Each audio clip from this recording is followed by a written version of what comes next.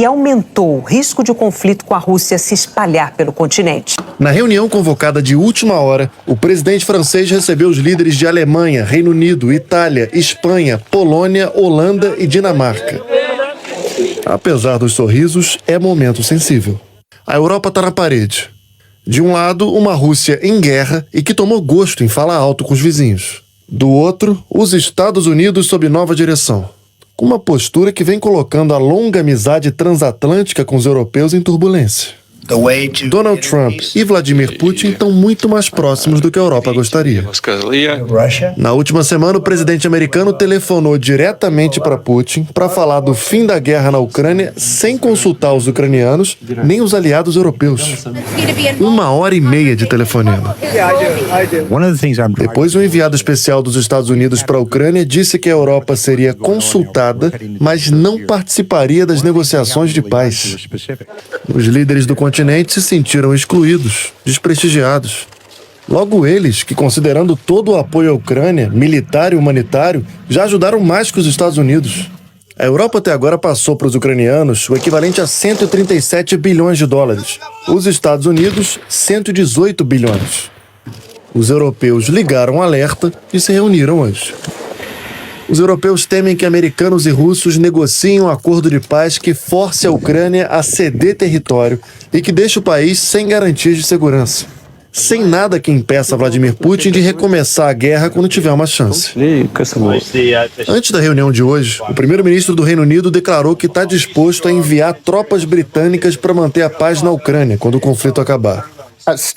Depois do encontro, Keir Starmer disse que um risco à Ucrânia é um risco à segurança coletiva da Europa. O primeiro-ministro alemão Olaf Scholz disse que era altamente inapropriado falar no envio de soldados da Alemanha para a Ucrânia sem um acordo de paz em mãos. Mas entre os líderes, pelo menos um consenso. Eles concordaram que é preciso investir mais nas Forças Armadas. Só não anunciaram quanto vão investir. É que por trás dessa turbulência toda com os americanos, tem aquilo que movimenta a política desde sempre: poder e dinheiro. Historicamente, os Estados Unidos são o maior contribuinte para o orçamento da Aliança Militar do Ocidente, a OTAN, formada por 32 países que protegem uns aos outros.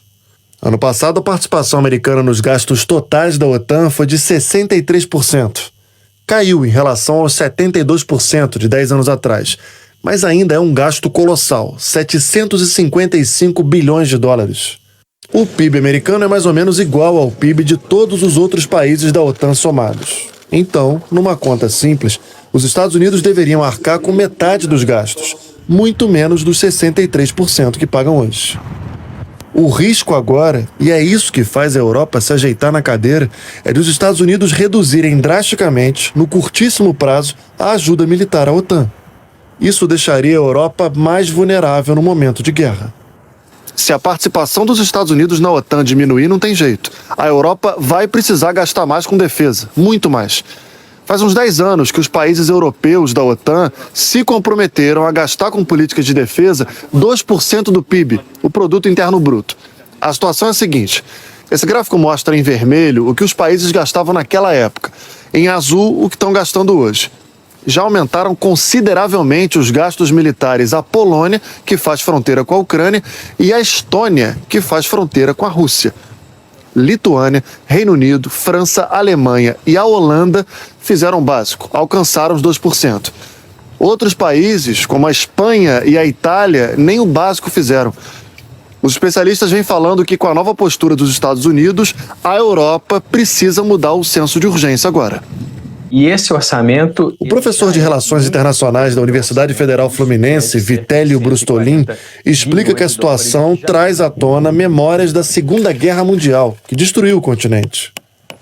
Então, a União Europeia, nesse momento, discute a criação de um exército europeu, de uma força europeia que possa criar dissuasão para ameaças externas como essa da Rússia. A leitura que se faz na Europa hoje é que o Putin não vai parar na Ucrânia e que a guerra da Ucrânia não vai acabar ali. A reunião de emergência em Paris terminou com cautela. Os líderes vão esperar o primeiro-ministro do Reino Unido se reunir com Donald Trump semana que vem para discutir os próximos passos. Mesmo reconhecendo a necessidade de serem protagonistas nessa crise, Keir Starmer e Olaf Scholz também falaram na necessidade de apoio americano para garantir a segurança da Ucrânia.